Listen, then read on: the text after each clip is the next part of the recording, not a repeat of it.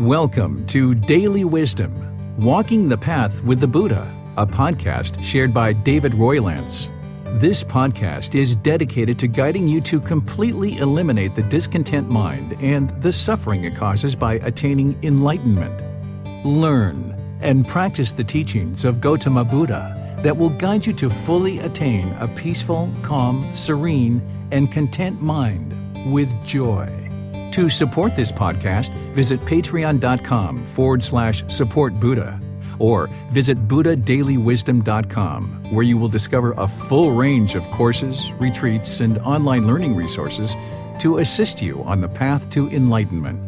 Now, here's our teacher to share more.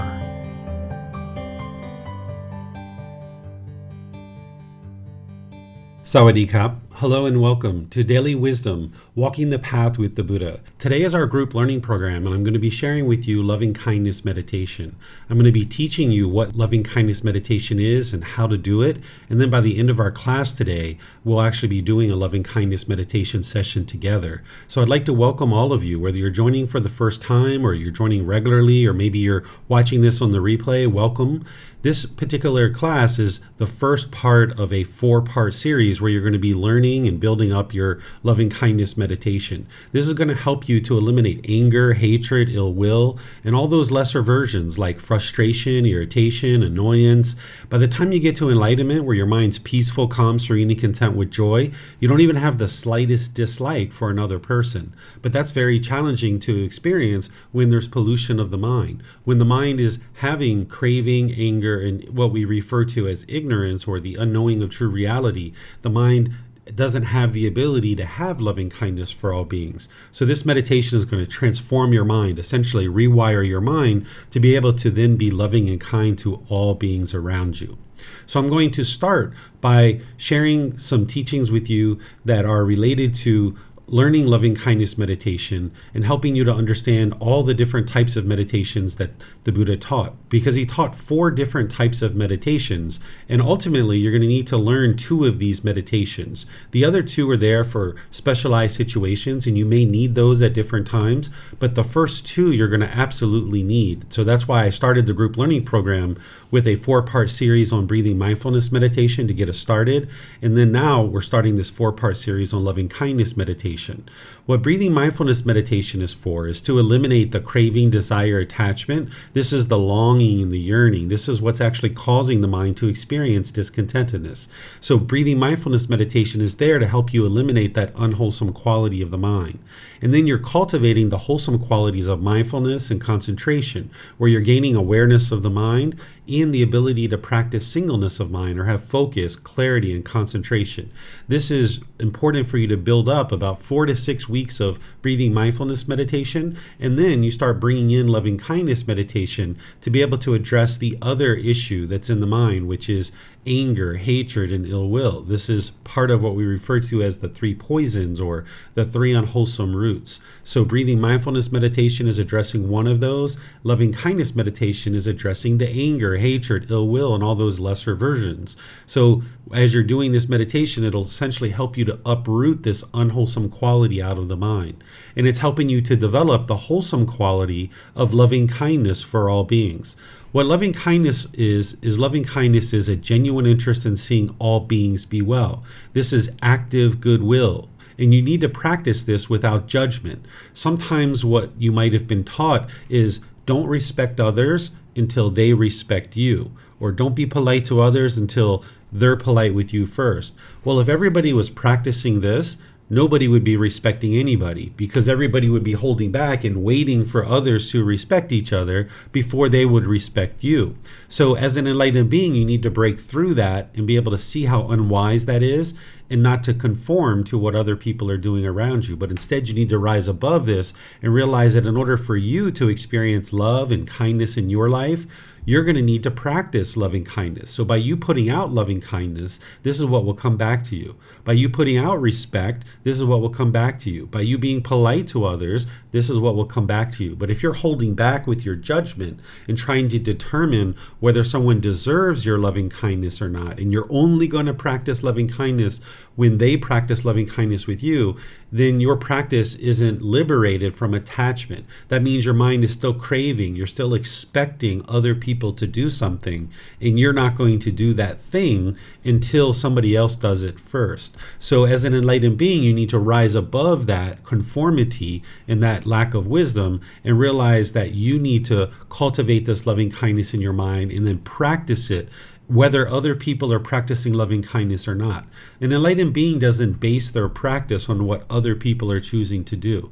An enlightened being is going to be able to be loving and kind and compassionate and warm and polite and respectful no matter what people are doing around them. Their mind doesn't function where it's contingent upon what other people do before they actually do something. Instead, an enlightened being is going to be able to break through all that and not have judgment where they're trying to determine whether someone deserves their loving kindness or not.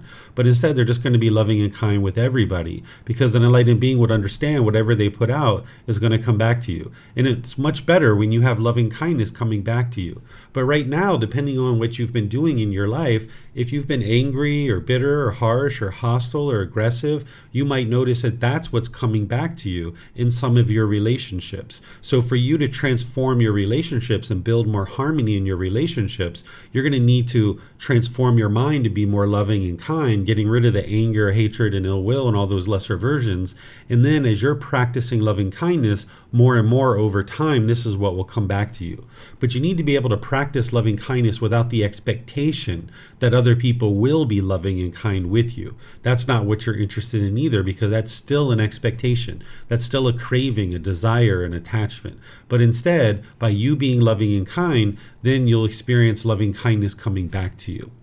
What loving kindness is it's this antidote or the wholesome root or the remedy for anger, hatred, and ill will, and all those lesser versions, like I mentioned, that by the time you get to enlightenment, you won't even have the slightest dislike for another being. It's impossible for an enlightened mind to experience anger or experience dislike towards another being. So while other people may dislike you or other people may hate you, by the time you get to enlightenment, you won't experience any anger or hatred towards others. It's physically impossible for the enlightened mind to experience that. It will help you to eliminate harshness, bitterness, hostility, and resentment from the mind. It's one of what we refer to as the Brahma Viharas. The Brahma Viharas are something that I'm going to teach in chapter 14. This is later on in the book and later on in the program where you're going to be able to learn about these 4 healthy mental states and cultivating these 4 healthy mental states. And these 4 healthy mental states are something that's going to help you to transform the mind and be able to then practice in such a way that you can antidote certain symptoms that you experience in the mind. So when we get to chapter 14, I'm going to teach you the Brahma Viharas, and this is one of those Brahma Viharas. In terms of the Eightfold Path, which is what I've already taught in this group learning program, and we're going to be revisiting that again in the future, the Eightfold Path is the core central teaching of the Buddha. And as I've mentioned, all the different teachings plug into the Eightfold Path. The Eightfold Path being the core central teaching, you're going to notice various teachings plugging into that. So loving kindness meditation is something that plugs into the Eightfold Path. And here I'm using some of the words of the Buddha to help you see where loving kindness plugs in. So if you remember back to right intention or right thinking or right thought, the Buddha provides 3 aspects of the mind that need to be cultivated in order to practice right intention. And remember, the Eightfold Path is the path to enlightenment. So he teaches the intention of renunciation, the intention of non-ill will, and the intention of harmlessness. Well, the intention of non-ill will, this is a double negative. So the intention of non-ill will is the same thing as saying the intention of goodwill.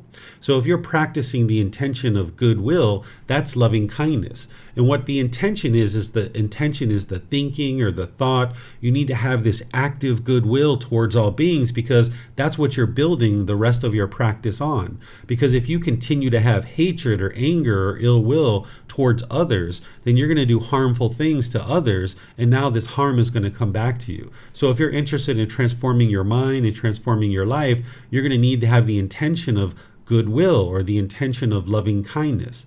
But how would you be able to have the intention or the thinking or the thought of loving kindness if you didn't have a tool or technique to be able to support that and produce that in the mind? So the Buddha is providing you this teaching of loving kindness meditation as a tool or a technique to be able to integrate into your life practice and now cultivate this goodwill, so that now you can practice right intention, where you have the intention of non-ill will, as well as the intention of harmlessness. Because if you have loving kindness in your mind, where you have a genuine interest in seeing all beings be well, you can easily then practice the intention of non-ill will or goodwill, and you can practice the intention of harmlessness. So the loving kindness meditation is going to help you essentially transform your mind or rewire your mind, so you can have the intention or the thinking or the thought of goodwill and harmlessness. And then if you remember back to the 5 factors of well-spoken speech that I talked about as part of the Eightfold Path, he provides you these 5 aspects of speech that you can independently verify and see that if you speak in this way, it's going to produce wholesome results in your life. That if you speak at the right time, what you say is true, gentle, beneficial, and with a mind of loving kindness. And I gave you the details on all of those, and they're in the book, they're on the recordings of the videos and the podcast. But that one factor of number 5 is it is spoken with a mind of loving kindness. The opposite of this is if you are speaking with a mind of inner hate, it's going to produce unwholesome results for you in your life. But if you speak with a mind of loving kindness, which is a genuine interest in seeing all beings be well, this is what's going to produce wholesome results in your life, along with all the other factors. You need to be practicing all the factors. But again, how could you speak with a mind of loving kindness if you didn't have a tool or a technique to be able to help you cultivate that in the mind, so that then you could practice loving kindness through your speech?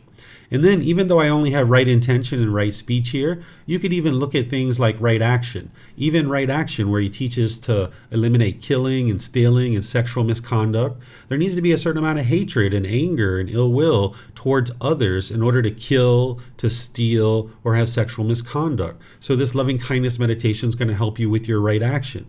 And the same thing is true with right livelihood.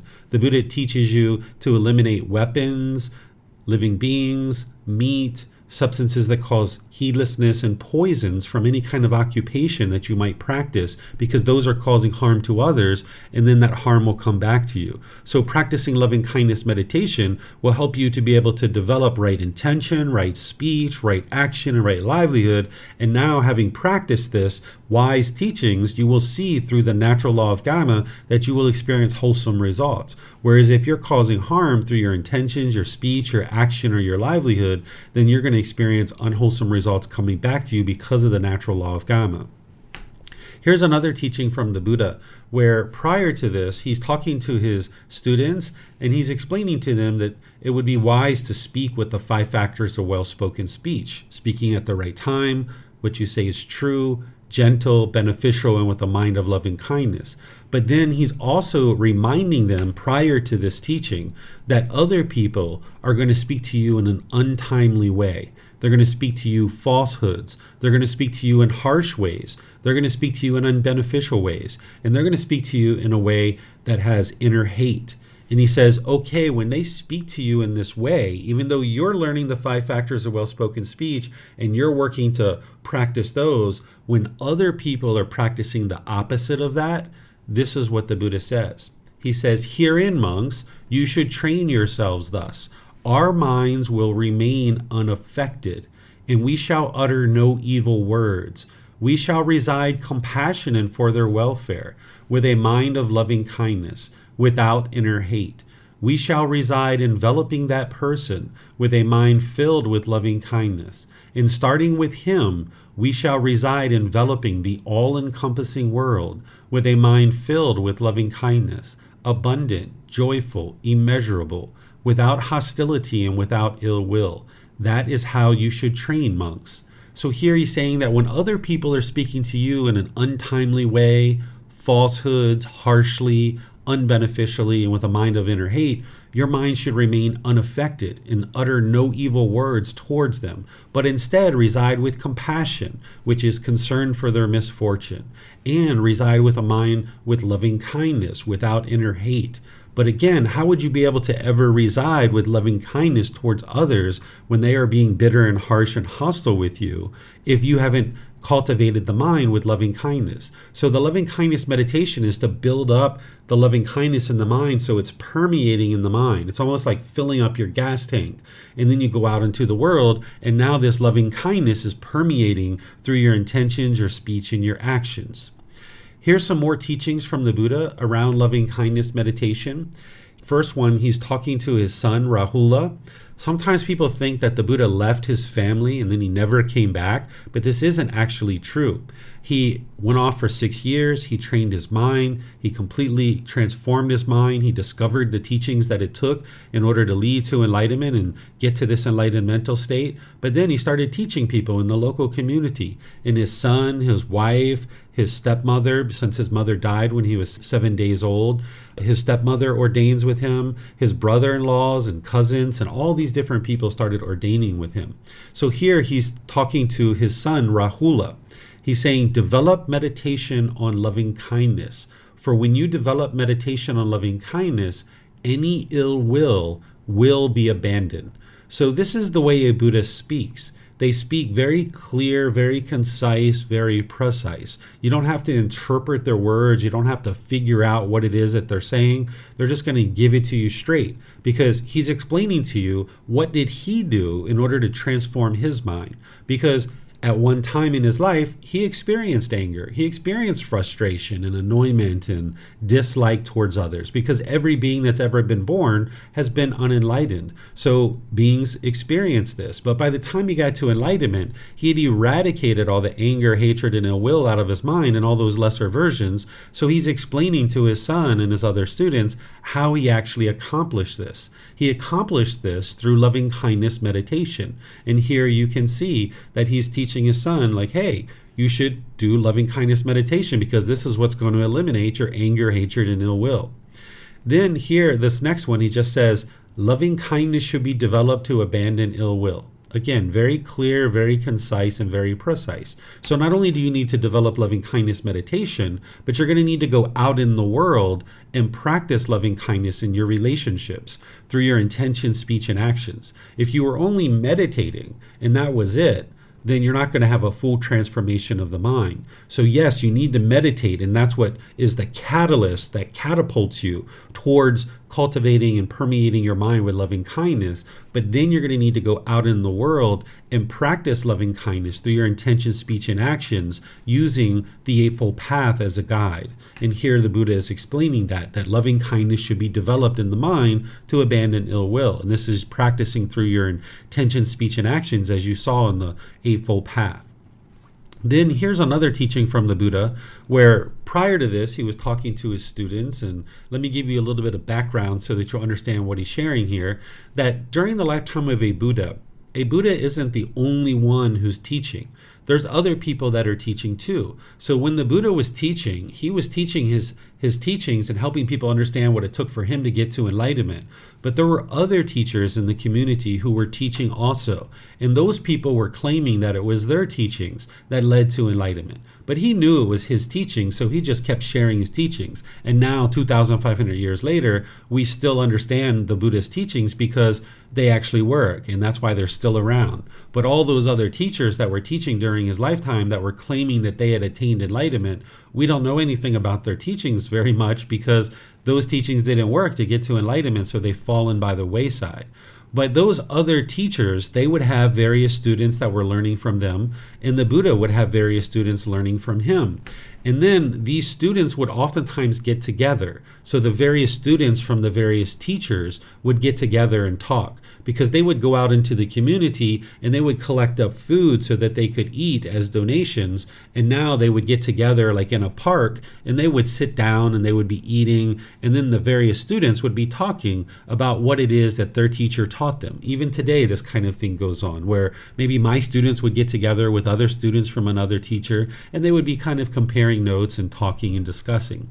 So the Buddha here is talking to his students about when you get together with these other students, suppose they ask, "But what, friends, is the reason unarisen anger does not arise and arisen anger is abandoned?"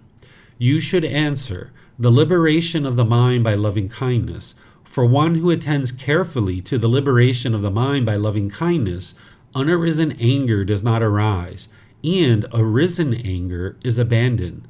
This, friends, is the reason unarisen anger does not arise, and arisen anger is abandoned." So what he's saying is this unarisen anger in the mind does not arise when you're practicing loving kindness meditation and practicing loving kindness in daily life. What unarisen anger is like right now when you're listening to me, I suspect that you're not angry, that you don't have any anger in your mind at this particular moment. It hasn't risen up in your mind. But there's this mental object or this fetter or taint or pollution of ill will in your mind. We talked about this on Sunday related to the 10 fetters or the pollutions or taints or defilements. It's like a mental object. It's a deeply rooted container in the mind that is called ill will. This is anger, hatred, ill will. And it's only a matter of time for you that in some situation where your cravings get triggered, you either get pleasant feelings or you'll get painful feelings. And it's possible for this anger to arise up into the mind. Well, this is unarisen anger, that you have this deeply rooted container called ill will that's in the mind. Part of what you're doing on the path to enlightenment is to uproot this out of the mind so that you can then purify the mind and you'll no longer experience anger. So when you uproot that mental object of ill will out of the mind, you will never experience anger ever again. So the Buddha is saying, what's the reason why this unarisen anger, this mental object of anger in your mind, does not arise? And any anger that is in your mind, what's the way to abandon that and get rid of that? Well, he's sharing with you it's loving kindness that does that. So essentially what loving kindness meditation and practicing loving kindness is doing, it's almost like a jackhammering this mental object, this deeply rooted container, breaking it up in the mind and uprooting it and getting it out of the mind. You're transforming your mind, you're rewiring the mind, you're purifying the mind so that you'll no longer experience this anger, hatred, and ill will. So it's loving kindness meditation that's helping you to uproot that mental object or that unarisen anger, that fetter, that taint or pollution. It's helping you to uproot that and get that out of the mind. But also, anytime your mind is angry, what the Buddha is saying is in order to abandon that, bring in the loving kindness. So bring in the loving kindness meditation. Bring in your loving kindness in your daily life through your intention, speech, and actions. And that's what's going to abandon the anger. So the last thing you're interested in doing is allowing the mind to continue to dwell in the anger. If the anger has arisen and you just allow that anger to sit there in the mind is just continuing to fire with this anger and it's continuing to have anger. But if you can break that up and not allow the mind to do that, so if you can catch it with your mindfulness or awareness of mind really early, then you can break that up and not allow the mind to experience that anger. And more, you're going to rewire the mind where the mind doesn't experience anger. So you're going to need your mindfulness to be aware of any arising anger and then cut that off and let it go. And then in the meantime, be proactively training the mind with loving kindness meditation so that you can gradually wear away this anger, hatred, and ill will.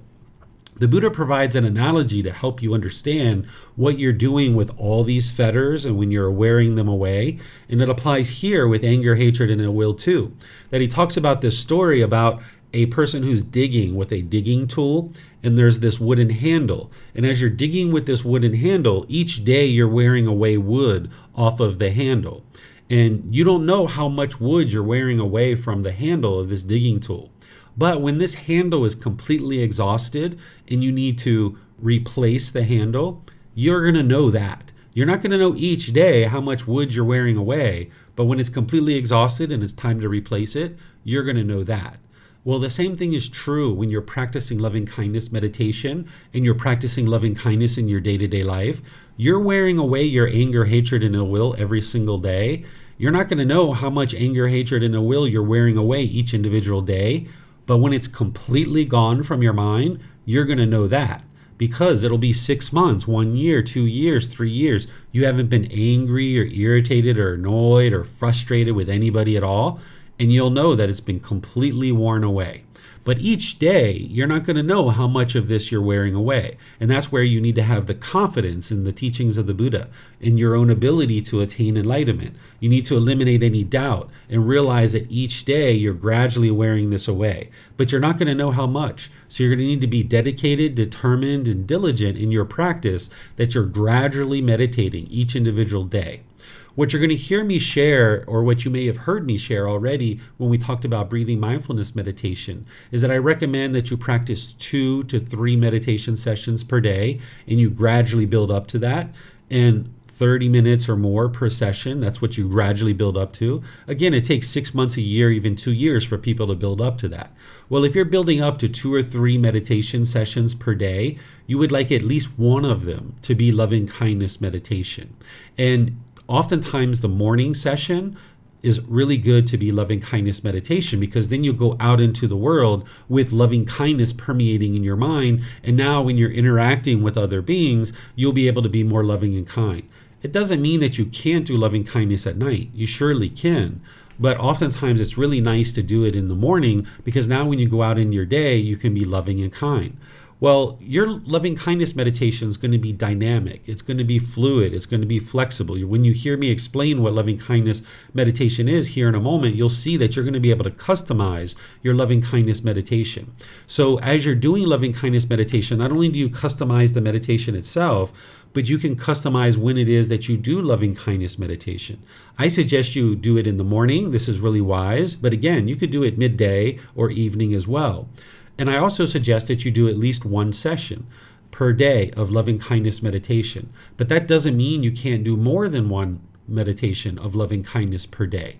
If you're noticing that your mind is generally agitated or annoyed or frustrated, and you're noticing that persisting over multiple days, you might decide to do 2 or 3 loving kindness meditation per day. And this is as part of your overall practice. Because what you're going to see that when we do loving kindness meditation, we do a little bit of breathing mindfulness first, then we do some loving kindness, then we go back to breathing mindfulness meditation. So if you're doing 2 or 3 sessions per day, then you're getting a little bit of breathing mindfulness meditation in there, and you're doing your loving kindness too. So if you need to knock down this arisen anger that the Buddha is talking about and abandon that, there's no reason why you couldn't do 2 or 3 loving kindness meditations in a particular period of time. And maybe you need that for a week or 2 or 3, but then you ultimately go back to 1 session of loving kindness meditation once your anger has dissipated from the mind. So you're going to need to be thinking and be aware of your mind and make the wise decisions in the present moment of what type of meditation that you would like to do at any given time. Maybe you've done your loving kindness in the morning, and maybe all throughout your day everything's been fine, and you're planning to do breathing mindfulness meditation tonight at, say, 8 p.m. Well, maybe at 6 p.m. you got a phone call. In that phone call, you notice that there was some anger that arose in your mind at 6 p.m. when you were on that phone call. So even though you were intending to do breathing mindfulness meditation at 8 p.m., maybe instead, in the moment, you realize the wise decision would be to do loving kindness meditation instead, because you're interested in getting rid of that anger. So that might be what you need to do. So you're going to need to have this higher consciousness where you make a decision in the present moment that's going to be helpful and beneficial for you. This practice of getting to enlightenment, it's not plug and play. It's not black and white. It's not always do it this way and never do it this way. It's understanding what this meditation is doing for you. And then when you notice with your mindfulness any anger, hatred, ill will, frustration, agitation, annoyance, or dislike in your mind, that then you bring in this loving kindness meditation to be able to help you in that situation. This is where oftentimes the Buddha gets the reputation of being like a doctor, that there's certain symptoms that are in your mind, and then there's a certain prescription that's being applied. So even though the Buddha is being described as a doctor, you can be your own best doctor. That with your mindfulness, if you see the symptoms of anger, hatred, ill will, frustration, agitation, annoyance, or dislike in your mind, you see those symptoms with your mindfulness or awareness of mind, and you know the antidote now. the antidote to any of those things is loving kindness. And now you have a tool or a technique or a prescription of loving kindness meditation that you can bring in. And now you can use that to be able to rewire the mind and not allow the mind to dwell in that anger. Because as long as the mind's dwelling in that anger, it's going to keep firing with that anger over and over and over and over and over and over again. But you would like to break that up and not allow the mind to do that. So it's loving kindness meditation that's going to help you to be able to accomplish that. So next, I'm going to teach you what loving kindness meditation is and how to actually do it. But before I do that, I would like to just pause and see if there's any questions from anybody on Facebook, YouTube, or Zoom about what I've shared so far about loving kindness or loving kindness meditation before I actually teach you the technique of how to actually do this. If you would like to ask questions, you can put that into Facebook, YouTube, or Zoom in the comments section. I'll be able to see that. Or if you're in Zoom, you can electronically raise your hand and ask any questions or follow-up questions directly. All right, I'm not seeing any questions anywhere. So what I'm going to do then is now I'm going to teach you how to do loving kindness meditation. So far, if you've been doing breathing mindfulness meditation with me, you already know how we do that, which is we start with chanting. Then we go into the breathing mindfulness meditation where you're focused on the breath. And when your mind moves off the breath, you cut that off and let it go and you bring the mind back to the breath. And you're doing this throughout the meditation. And then we come out of that with some more chanting. Well, now what we're going to do is we're going to insert loving kindness meditation, which is doing these affirmations where you're essentially rewiring the mind. So we're going to still do chanting to ease into the meditation. And remember, there's nothing mystical or magical with these chants. It's not rites, rituals, ceremonies, or worship or prayer. It's just to help ease the mind into meditation and get more benefit out of the meditation itself, where you have awareness of mind and awareness of the breath. In 4 weeks from now, I'm going to teach a 4-part series on the chanting so you can learn how to do that. So we're going to start with the chanting, then I'm going to guide you in breathing mindfulness meditation for whatever period of time. It usually takes me about 5 minutes or so to guide you, and then there's going to be kind of like another 3 to 5 minutes where we're actually doing breathing mindfulness meditation quietly, just like we normally do. But then I'm going to come in with loving kindness meditation, and it's going to be these affirmations. Then after that, we're going to go back to the breathing mindfulness meditation for about 5 minutes or so. Then we're going to come out of the meditation with the chanting. So it's kind of like a loving kindness sandwich, with the loving kindness being in the middle. The lettuce and tomato on the outer edges, that's the breathing mindfulness meditation. Then the chanting is like the bread that holds it all together, right? So this is what we're going to be doing. Well, when we get to that part where we're doing loving kindness meditation, I'm going to be doing affirmations, and I'm going to be doing those out loud. You're going to hear me saying things like, may I be peaceful. And when you hear that, in your own mind, quietly, on your out breath, you would like to repeat that. May I be peaceful. Then I'm going to take a nice deep breath. Then on the out breath, I'm going to say, may I be safe. And then once again, on your out breath, wherever you get to it, in your own mind, you quietly say, may I be safe. And then I'm going to say, may I be well. May I be free of all discontentedness and the suffering it causes. Because in order to have loving kindness for others, you need to have loving kindness for this being, who you are. So you're cultivating loving kindness for yourself. Then we're going to make these expansive rings where we're going to get wider and wider and wider. We're probably going to do about 6 rings where I'm going to be using these different rings, like may my parents be peaceful. May my family, friends, and neighbors or coworkers, and things like this. And I'm going to be using affirmations that apply to all of us because I'm guiding you in meditation. If I was doing this quietly on my own, I wouldn't do it out loud. I would just do it quietly in my own mind, which is what you're going to need to do. And you're going to need to customize this meditation. Ultimately, you're going to get to the last affirmation where it's all beings, because you're not interested in leaving anybody out. But in the middle there, you would like to customize it. Between I and all beings, you would like to customize this on your own when you're doing it on your own. You would like to include a couple of people that you have loving kindness for. So you'd make a couple of rings. It might be your parents, it might be your siblings. You might name people. May Bob be peaceful. These might be people that you already have loving kindness for. Then you'll go to maybe like a ring or two of people you're more neutral about. Maybe like coworkers or neighbors. You don't hate them, but you don't love them either, right? They're just kind of like more neutral, and you're looking to cultivate some more loving kindness towards them. But then you would like to include a ring or two of people that you do have hatred for, that you do have anger towards. Maybe you have resentment towards them. They may be currently in your life, or they may be long gone. They may no longer even be in your life. They may even actually be dead, but your mind is still holding on to anger. As long as your mind's holding on to any anger or hatred towards any beings whatsoever, it's not going to be liberated. You're still going to have this mental object of ill will in your mind. You would like to uproot this and eliminate it from the mind. So you're not hurting anyone else other than yourself by holding on to the anger, the hatred, and the resentment. It's only hurting yourself. Sometimes we hold on to those feelings because we think it's hurting the other person. It's getting back at them. If we hold on to our anger and resentment, we're somehow getting back at the other person. But this is like trying to burn somebody else by holding a hot coal in your hand. You're holding a hot coal and you're trying to burn somebody else, but in reality, it's just burning yourself. So this anger and resentment and hostility in your own mind, it's just hurting your own mind. So you need to uproot this. Whether you ever see these other people again, doesn't matter. As long as you have anger and hatred in your mind, the mind's not liberated. So this meditation, you would like to include yourself first, then move to a couple of rings of people that you do have loving kindness for, move to a ring or two of people that you're more neutral about, and then move to a ring or two of people who you do have anger and hatred towards, and that maybe you have some bitterness and hostility built up. But then ultimately you would like to get to all beings in your meditation. And then eventually we'll go back to breathing mindfulness meditation and come out with chanting.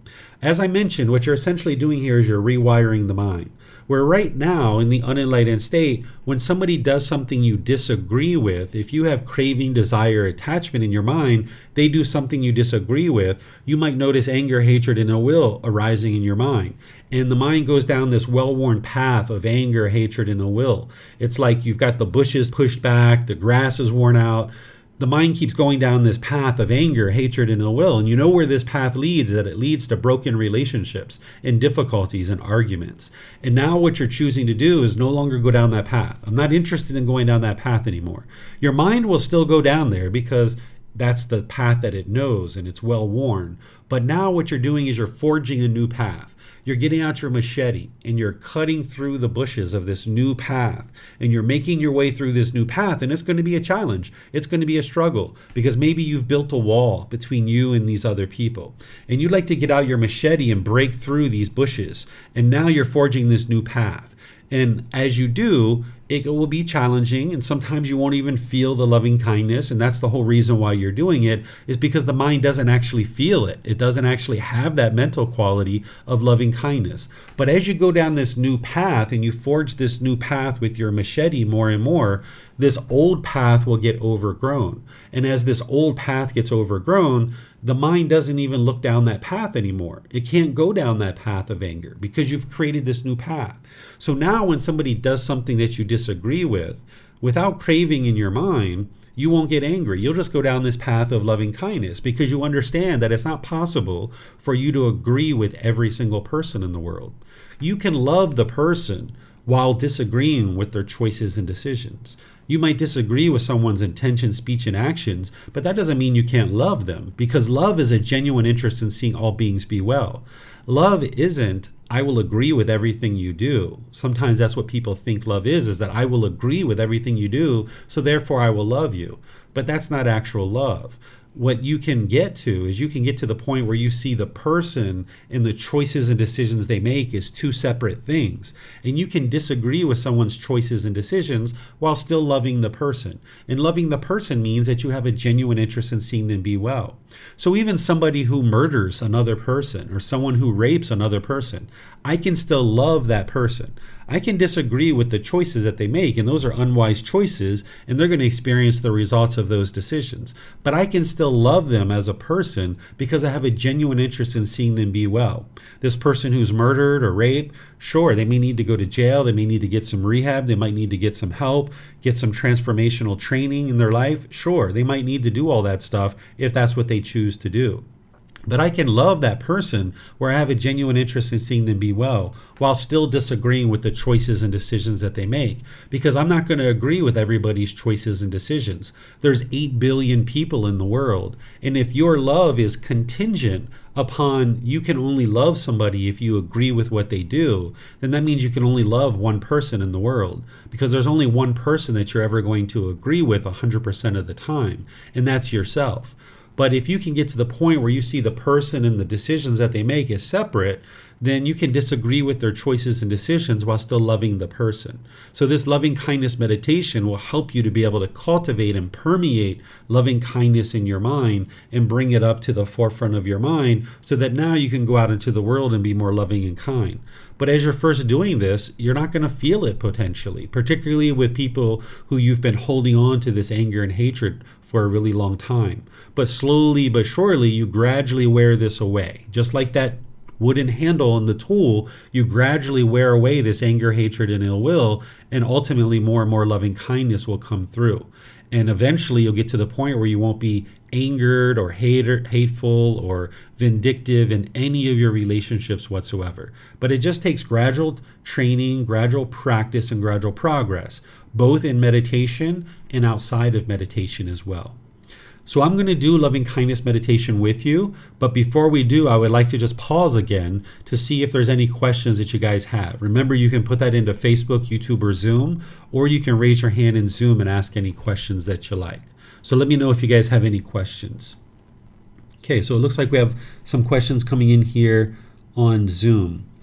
It says, I have a lot of regrets of past actions or objects, like the house that got away. Does loving kindness meditation or breathing mindfulness meditation help with that?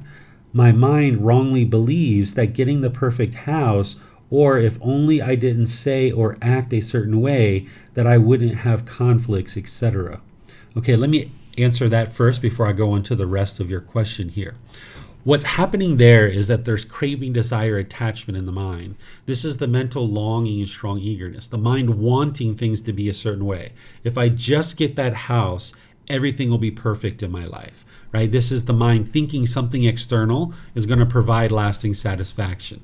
But even if you get that house, you'll be happy for a period of time, but then your happiness is going to fade because you've based your inner feeling on the house. And that house is a conditional object. It arises, it changes, and it fades away. You might be happy for a month or 2 or 3, but ultimately your happiness is going to fade away. So the mind needs to do breathing mindfulness meditation and practice generosity to bring down and eliminate your cravings, desires, attachments. And you need to learn the Four Noble Truths. If you haven't learned that with me yet, you're going to need to learn that, which I teach it in chapter 4 of this group learning program, which is coming up in about 4 weeks. Or you can go back to some of the recordings where I've recently taught the Four Noble Truths, and you can learn about how your mind is causing these discontent feelings based on its cravings, desires, attachments, and it's breathing mindfulness meditation and generosity that's going to gradually wear that away. It's not like you're going to do these meditations once and then you're instantly going to eliminate those feelings that you have, but slowly but surely you'll start to realize that all these cravings, it's just the mind longing and yearning, and it's not going to get lasting satisfaction from something external. So breathing mindfulness meditation will help you with that, and so will generosity. If there's any anger in the mind or any negative self-talk in your own mind, loving kindness meditation is really helpful for that, where if there's any diminishing or degrading thoughts in your own mind, or you're beating yourself up about these things, that's where loving kindness meditation comes in. So any kind of things that you have in the past, you need to realize that those are in the past, that you've made those decisions, you've moved on from those things, and continuing to cling to the decisions or the lack of decisions that you made, that's in the past. All you can do is right now in the present moment, make wise decisions in the present moment, and realizing that nothing external is going to provide lasting satisfaction. So while you may have a goal or an aspiration for an improved career, you might have a goal or aspiration for a new house, you might have a goal or aspiration for a husband or children or a wife or a partner or something like this, you can gradually work towards those things. But it's when the mind's craving it and longing and yearning for it, desiring it, wanting it, that you can only be happy when you get it. That's what craving, desire, attachment is. And then when you don't get it, you get angry or sad or frustrated. But even if you do get the object of your affection, that happiness that you experience is only temporary. And it's only a matter of time before the mind's longing, yearning, and chasing after something else. So by training your mind with breathing, mindfulness, meditation, and generosity, this is what will slowly help you to learn how to pursue things as a goal, as an objective, as an interest, or an aspiration, something that you're working towards gradually rather than chasing after it. But also, if you were on the other side where you were indifferent and you could care less about your career, or you could care less about what shelter that you're in and whether or not it provides you warmth and comfort, you wouldn't be peaceful and joyful there either. So on either side where you're chasing after it or you have indifference, you're not going to be peaceful and joyful. So coming to the middle where you're gradually working towards something as a goal, objective, or interest, that's where the mind can be peaceful.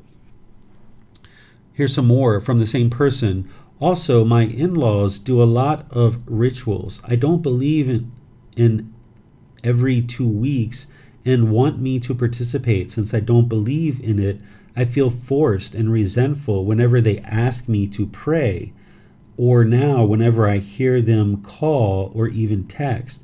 I have clinging to be able to practice what I want to. Would you just try to do loving kindness and refrain from they just mean well? Do I have to participate in their rituals if I do not want to out of loving kindness for their happiness? Thank you, Teacher David. Yes, so what's happening here is your in-laws have craving, desire, attachment.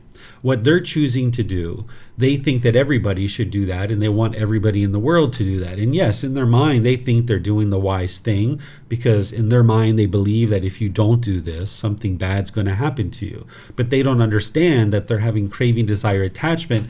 And when they try to force people to do things, people are resistant and reluctant to do those things. This is how you know when people are doing those kinds of things, they're not practicing the truth. They're not practicing the true way that's going to lead to peace and joy, because their happiness is contingent upon other people doing what they do. And this is craving, desire, attachment. So you can just choose not to do those things. You don't have to be involved in that. And when they're trying to get you to do those things, you can just smile and say, okay, if that's something you would like to do, feel free to do that. Or you don't have to say anything at all. You can just smile. Whatever they choose to do is up to them. That's their choice and that's their life practice. But you don't have to do what other people are doing. In fact, in order to get to enlightenment, you're going to need to rise above what other people are doing, because the vast majority of the world is unenlightened and they're doing things that are unwise. Not only rites, rituals, ceremonies, and worship, but people are killing and stealing and having sexual misconduct. They're lying. They're taking substances that cause heedlessness and all these other things. And if you just conform to what other people do, you're going to be stuck in the darkness with them. So a person who's going to make their way to enlightenment, they're not a follower. Right? They're not going to follow other people. They're not going to conform to other people. They're not even following me. They're not conforming to me. They're looking at what's being taught and they're investigating and examining that. They're reflecting on that to independently verify it. And then they're practicing it to be able to see the truth for themselves. So in this situation where people are attempting to force you to do what they want you to do, that's their expectations, their wants, and you need to be able to see it for what it is, which is their expectations and their wants, and don't adopt it as being yours. You're not doing anything wrong or unwise by choosing not to do what they're doing. In fact, in my opinion, you're doing something very wise, because if you were to do rites, rituals, ceremonies, and worship, this would be your mind having that misunderstanding or that confusion, thinking that somehow that's going to lead to beneficial results. And if you adopt other people's expectations, whether it's about rites, rituals, ceremonies, and worship, or anything else, you're just following that person without putting real thought into your life practice yourself. So if somebody was stealing, or if somebody was breaking a window of a car or stealing a car, if you didn't put any thought into what it was that they're doing and they're asking you to do, you wouldn't be practicing wisely. So whether it's rites, rituals, ceremonies, and worship, and people truly mean well when they're trying to convince you to do those things, you need to be able to see the truth that this is unwise to allow your mind to go in that direction, because it's not producing any beneficial results for you. And if other people get angry and mad and upset because you're not doing what they're doing, then you can have the confidence to know that they're causing their own anger. They're causing their own unhappiness. They don't see it that way because they don't understand the Four Noble Truths. They don't understand craving, desire, attachment. In their mind, they're experiencing painful feelings because you're not choosing to pray. And they think the way to solve their problem is to get you to pray. But even if you started praying and they were happy for a period of time, it's only a matter of time before the next expectation comes in. And if you give the indication that, hey, when you put your expectations on me, I'm going to do what you want me to do, well, they'll be happy for a week or two or three when you're praying, but then it's going to be the next thing and the next thing and the next thing and the next thing. And they're going to keep stacking expectations on top of you. Them putting their expectations on you and trying to control you and force you to do things their way, it's not going to solve their unhappiness. But they don't realize that because of their lack of wisdom. They think the way to solve their painful feelings is to put their expectations on you, control you, and get you to do things their way. And they think that's going to solve their problem. But they are perceiving their problem as being external, that you not praying is their problem. But what their problem is inside their own mind, that they're having craving, desire, attachment, longing, and yearning. And it's not just for you to pray, it's other things that they're having craving, desire, attachments for too. And they're unhappy in those situations. And it's not actually solving their problem by getting you to pray. The real problem is in their mind, the craving, desire, attachment, and eliminating that is what's going to eliminate their unhappiness. But they don't have the wisdom to be able to see that because they haven't studied the path to enlightenment to be able to understand that. They think that their goal in life is to go out and teach other people and force other people to do things. But this doesn't lead to happiness and peacefulness, but their mind just lacks the wisdom to understand that. So you do what you think is wise and what you know to be wise. You don't have any obligation to do what other people are attempting to force you or control you to do. In fact, the more that people force you and try to push you to do things, I would advise you to do just the opposite, because the more that you conform to what other people are expecting you to do, it's only a matter of time before the next expectation, the next expectation, and the next expectation comes in. I learned this very early in life. When I was quite young, I was about 17, 18 years old, I was hanging out a lot with my guy friends. And my family was like, why are you always hanging out with your guy friends? Why don't you get a girlfriend? You need to get a girlfriend. Stop hanging out with your guy friends so much. So after a few months of thinking about it, I was like, all right, well, I'll get a girlfriend. So I went out and got a girlfriend, all right? I was hanging out with my girlfriend. Well, then after a couple of months, they're like, why are you hanging out with your girlfriend so much? You shouldn't be hanging out with your girlfriend so much. You should be hanging out with these people and that people. And I was like, oh my goodness, you can't make these people happy, right? So you can learn that you can't make other people happy. Their happiness has to come from within. But the unfortunate thing is that with the lack of wisdom, people think that their happiness is going to come externally. So my family was putting their expectations on me of who they thought I should be hanging out with. And when I wasn't doing what they wanted, they kept trying to force me to do something different. So after doing that for a couple of months, I said, you know what? I'm not going to do anything that my family wants me to do. I'm going to do what I know to be wise. And I'm not going to try to conform to other people's expectations. And from that point forward, my mind just became happier and happier and happier. My life became better and better and better because I was no longer trying to fulfill other people's expectations. I was doing what I know to be wise for myself. So that's what you're going to need to do in your own life, is that when people are putting their expectations on you, just realize that you can't make them happy. You're never going to fulfill your in-laws' expectations or your parents or your life partner. All these people's expectations, that's their expectations, and they're unhappy because of those expectations, but they just can't see it because they don't know the truth about how their mind is functioning. But if you know the truth, you do what is wise for you, and then just let them be unhappy because they're choosing to do that themselves. And as you become more and more peaceful and more joyful, and they're going to be like, what is she doing? Why is she so peaceful? We're over here being so angry, but she's so peaceful. Why? And they might ask you, why are you so peaceful? And then you can share it with them. Hey, it's these teachings right here. And then maybe they might decide to learn a little bit, but it needs to be their choice, and you're not going to force that on them. But you just do what is wise for you. As you become more and more peaceful, people will take notice and they might start asking you why. And that's when you can share it with them. Okay, great questions there. Let's see if we have any others coming in anywhere else. Okay, let's see. I don't see any other questions anywhere else. So what I'm going to do now is I'm going to switch over to doing loving kindness meditation with you. If you would like to take a position, either seated, lying, or standing, these are the 3 positions we use for loving kindness meditation. We don't use the walking meditation. So I'm going to do the chanting. I'm going to then do a little bit of breathing mindfulness. There's going to be a period of time where it's quiet. Then I'm going to come back in with the loving kindness, and I'm going to do affirmations, not these exact ones here. This is just a learning aid. I'm going to do other affirmations that are applicable to all of us. Then we're going to go back to the breathing mindfulness, and we're going to come out with the chanting. So if you'd like to take a position, either seated, lying, or standing, I've provided guidance in the past about how to do that. And then if you'd like to chant along, if you know these chants, you're welcome to. And then afterwards, I'll come back in with some guidance on breathing mindfulness and loving kindness meditation. Arahang Samma Sambuddho Bhagava Photang Bhagavanhang Abhivadeyami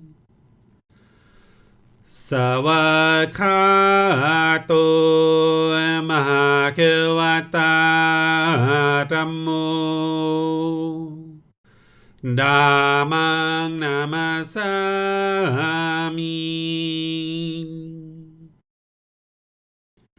Supatipano Bhagavato Sāvaka Saṅgho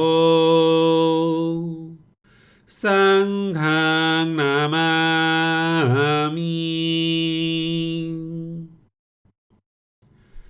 Namo Tassa Bhagavato Arahato Samma Sambuddhassa Namo Tassa Bhagavato Arahato Samma Sambuddhassa Namo Tassa Bhagavato Arahato Samma Sambuddhassa Iti piso Bhagava Arahang Samma Sambuddho Vicacaranang Sammuno Sakhato Rokavito Anutero Purisa Dhammasati Satadawa Manusanang Poto Bhagavati.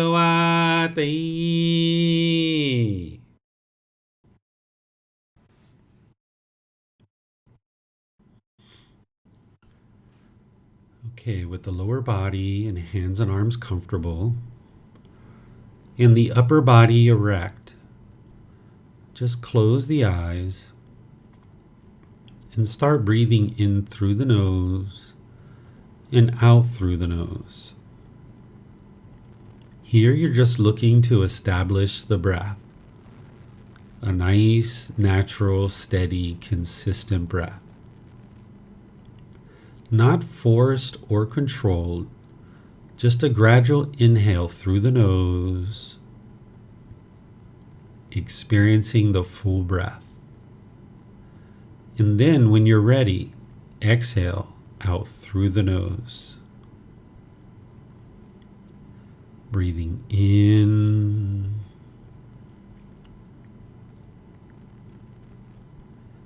and out. Breathing in and out. Your breath may not match up with the guidance that I'm providing, and that's okay. This is your practice. I'm just here for guidance. You can use this voice as a reminder that whenever you get to the next inhale, breathing gradually through the nose, developing a nice, natural, steady, consistent breath. And then whenever you're ready, exhale out through the nose, experiencing the full breath. Breathing in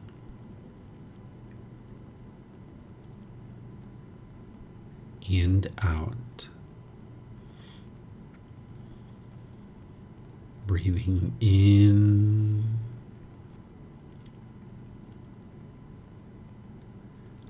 and out.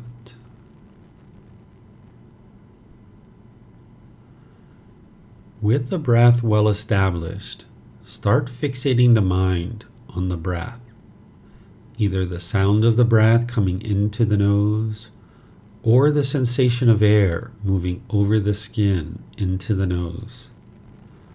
The breath is the present moment. Fixate the mind on the breath, the present moment. Breathing in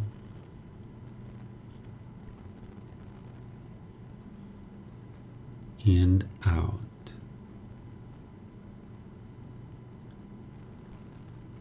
Breathing in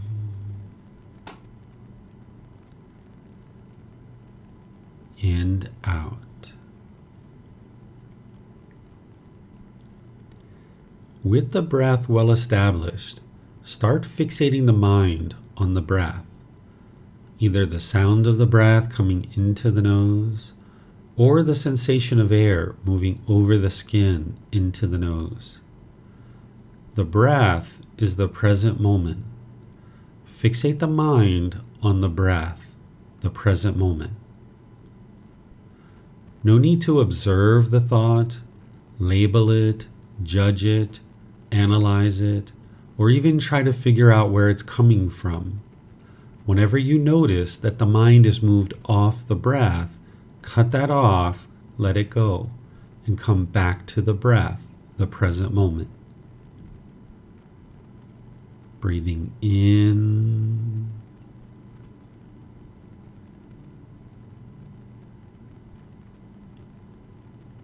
and out.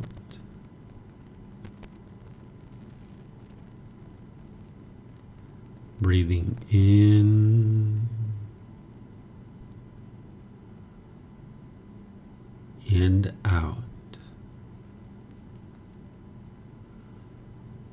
I'm going to be quiet now and let you do this work of focusing on the breath, cutting off and letting go anytime the mind moves off the breath. Then I'll be back with more guidance on loving kindness meditation. You have nowhere to go. There's nothing to do. No one needs you right now. This is your time to focus on the breath. Breathing in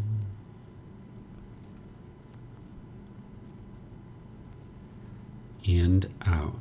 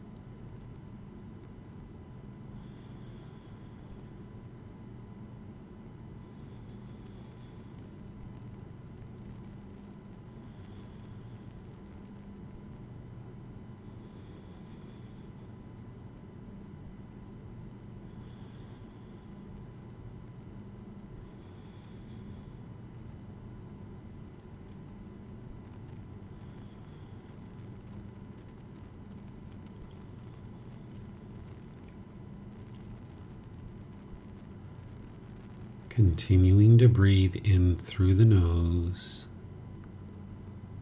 and out through the nose. Repeat these affirmations in the mind on the out breath.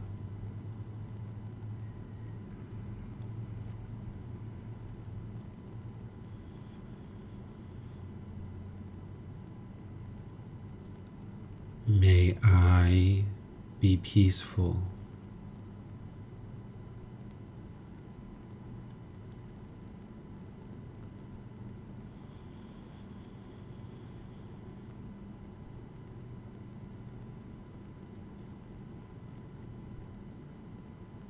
May I be safe.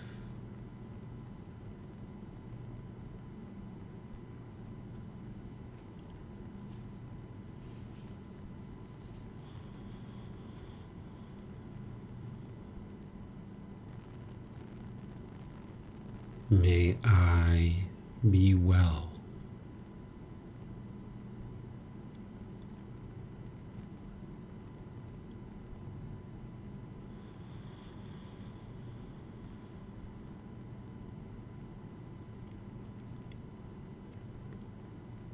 May I be free of all discontentedness and the suffering it causes.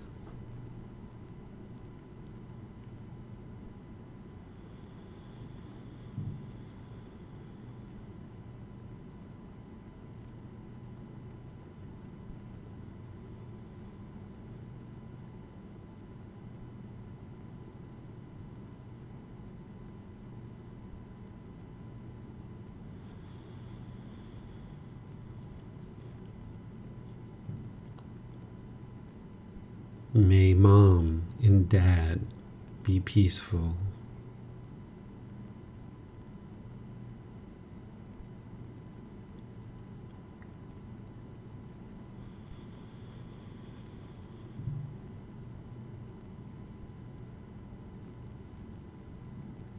May they be safe.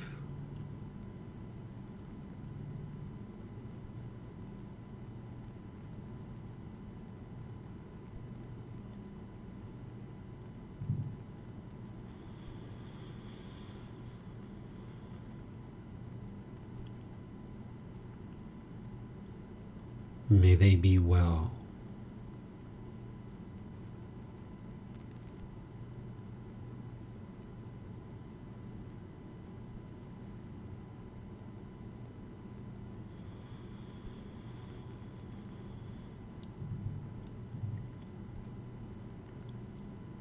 May they be free of all discontentedness and the suffering it causes.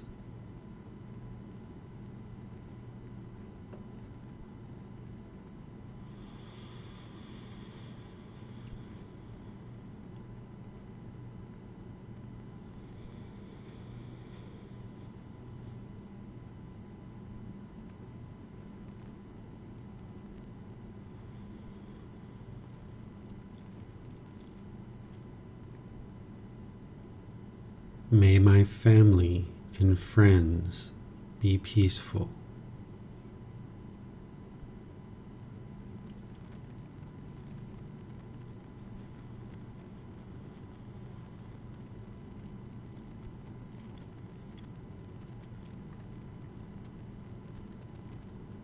May they be safe.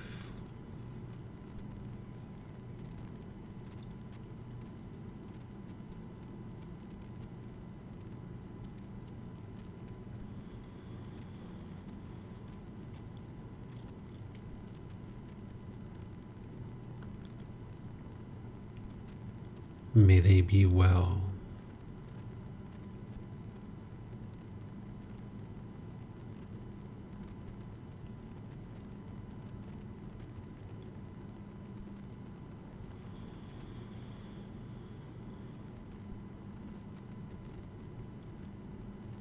May they be free of all discontentedness and the suffering it causes.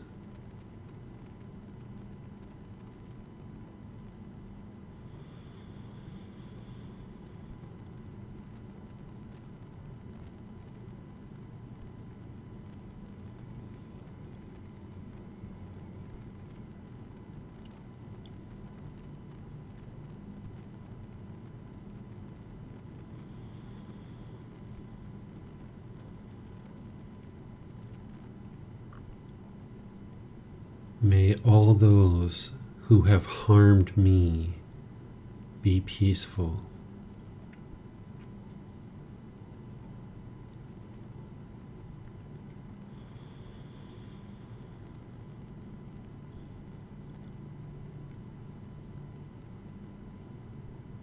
May they be safe.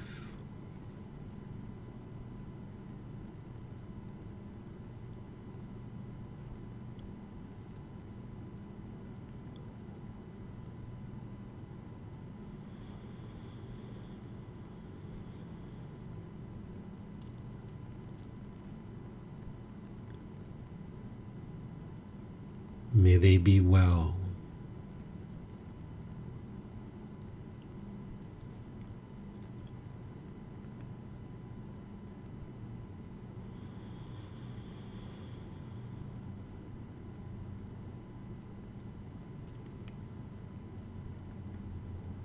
May they be free of all discontentedness in the suffering it causes.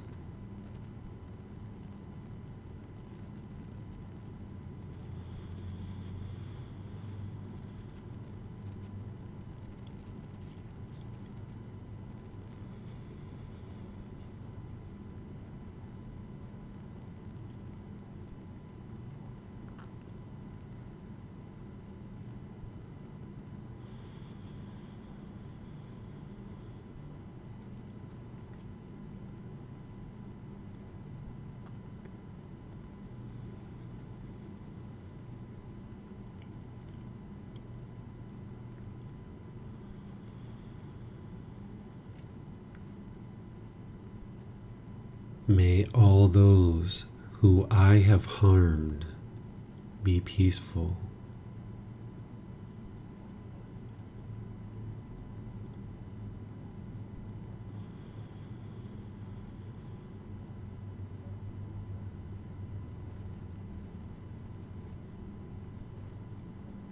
May they be safe.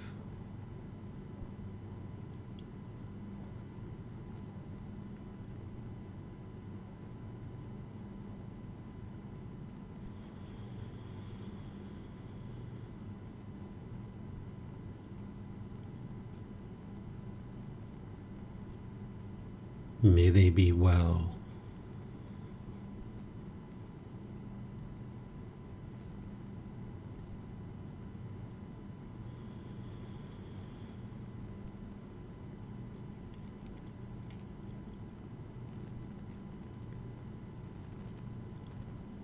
May they be free of all discontentedness in the suffering it causes.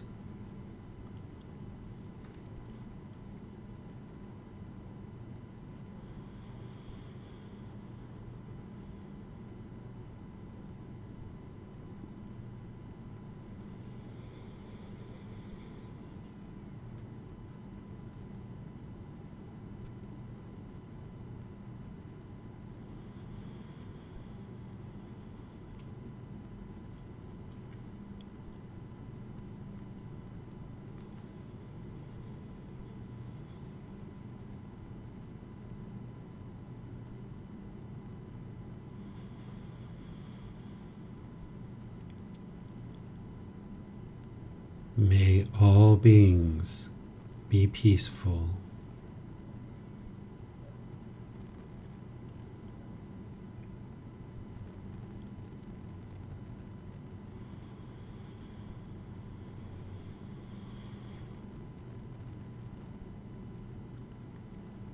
May all beings be safe.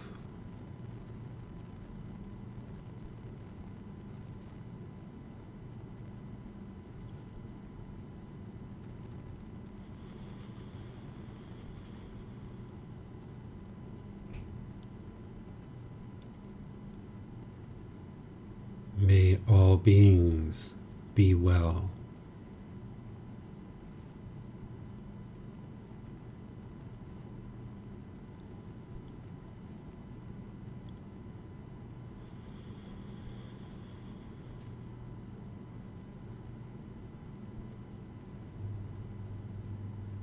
May all beings be free of discontentedness in the suffering it causes.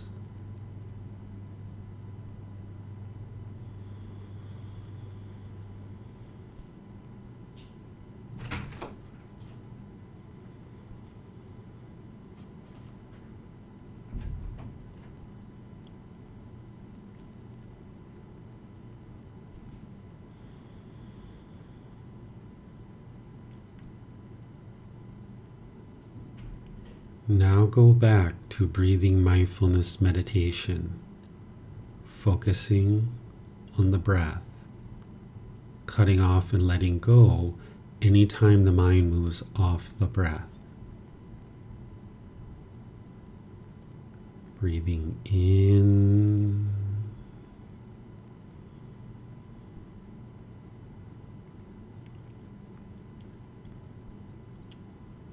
and out.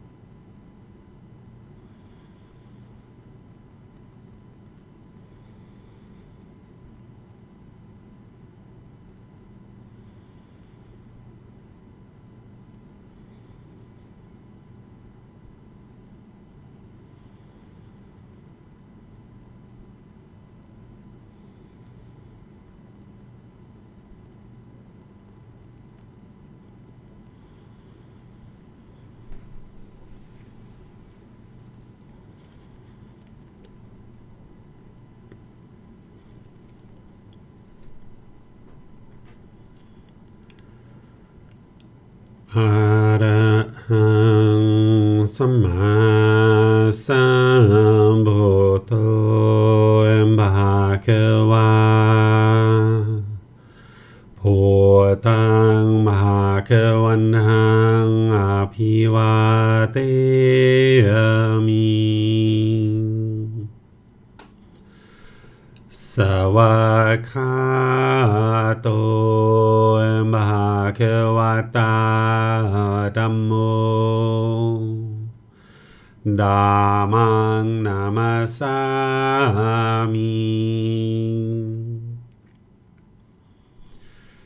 สุปฏิปันโนภะคะวะโตสาวกสังโฆสังฆังนามามิ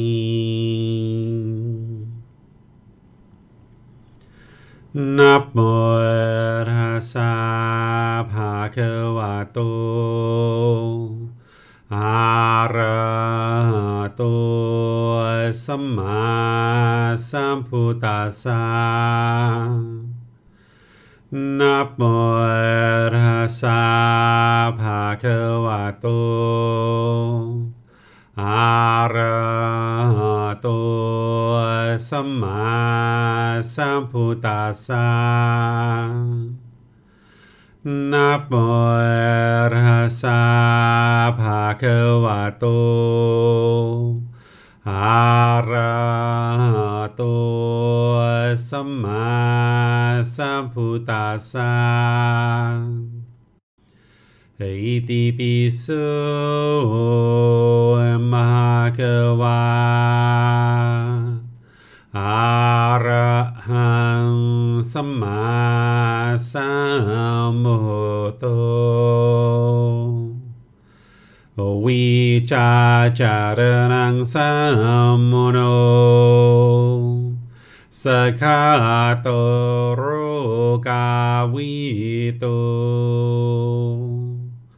อนุเตโรปุริสาดามาสติสตาตาวามนุสนังพุทโธภะคะวะติ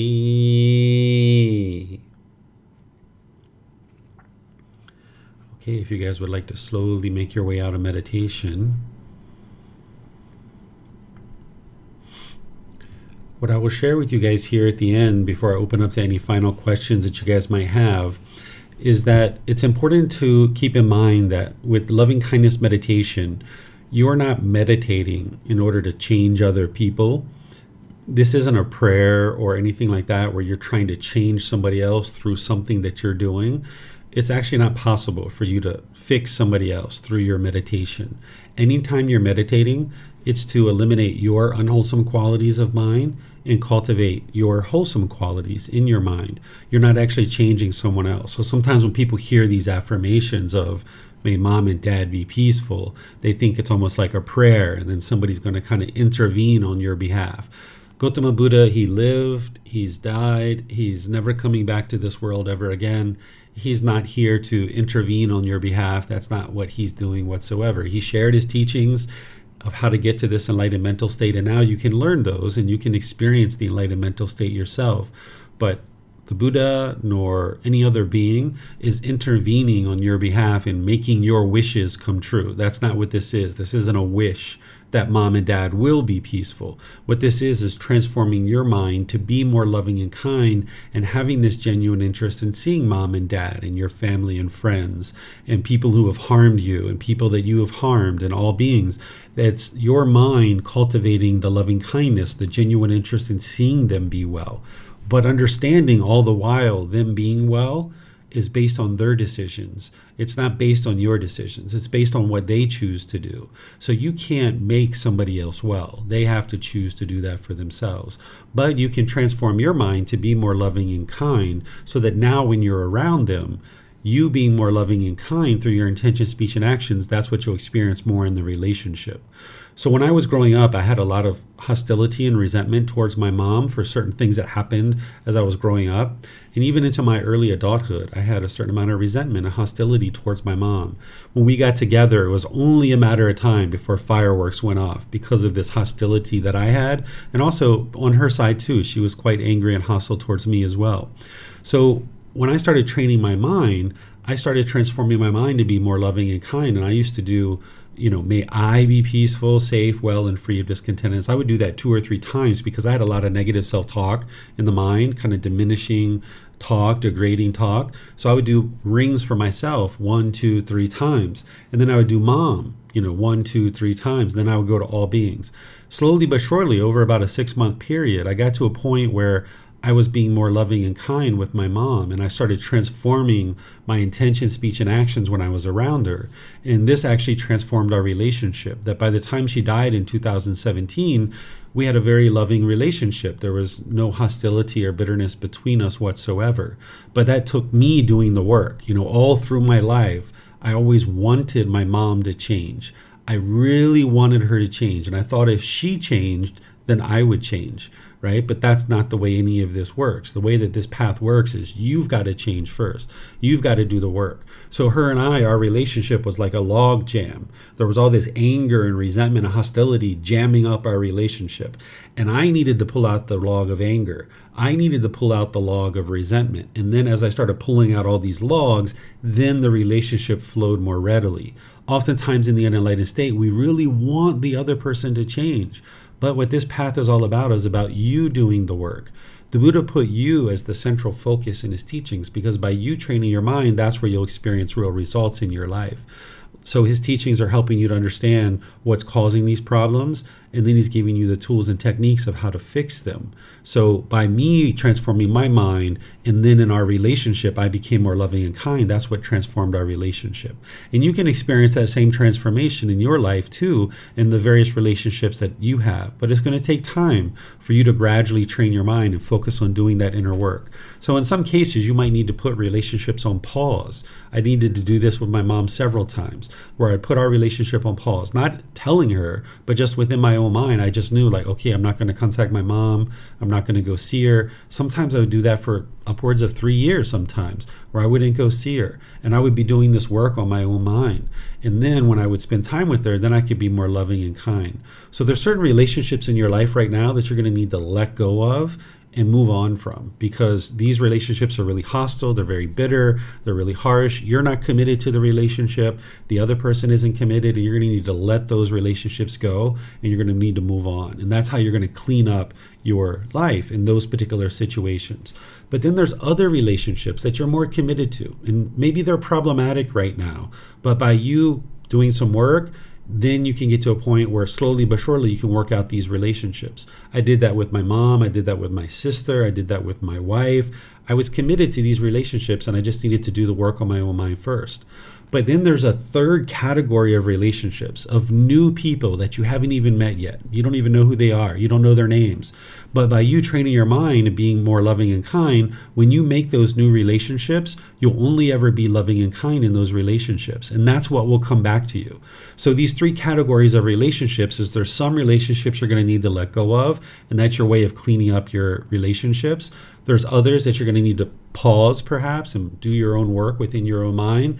And then when you're ready, perhaps you start the relationship over, but you don't necessarily have to tell the person that's what you're doing. Then there's going to be new relationships that you don't even know who those people are yet. You'll only ever be loving and kind because you're practicing these teachings. And now that's all you'll ever experience coming back in those relationships. And as a matter of doing this, you'll slowly but surely transform your mind, transform your life, transform your relationships, and you'll see that there'll be consistent improvement. But remember that you always need to start with your own mind, because oftentimes we think that everyone else needs to change, but you need to improve your own mind first. And coming to these classes, reading the books, doing the meditations, that's what you're doing to transform your own mind. So let me know if you guys have any questions on anything that I've been sharing today. Remember, you can put that into Facebook, YouTube, or Zoom, or you can raise your hand in Zoom and ask any questions that you like.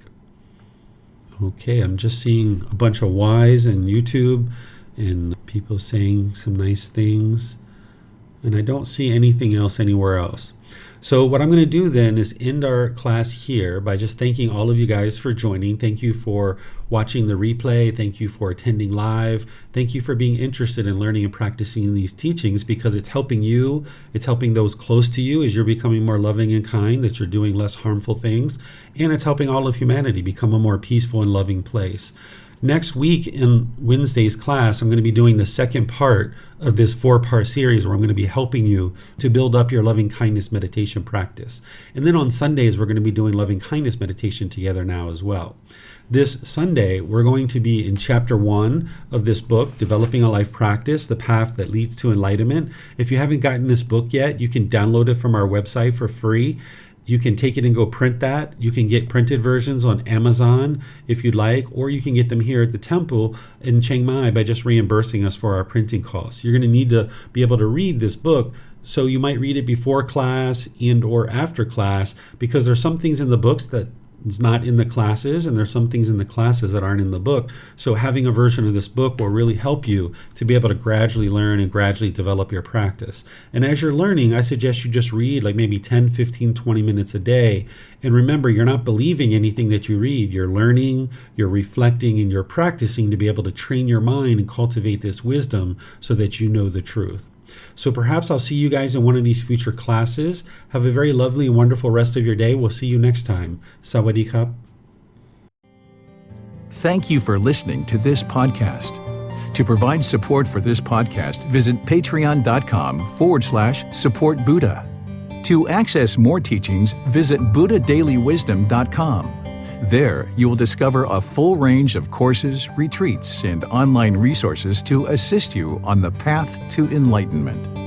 Remember to establish a daily, consistent meditation practice, along with learning and practicing these teachings. A well-developed meditation practice is the foundation in which to train the mind to attain enlightenment.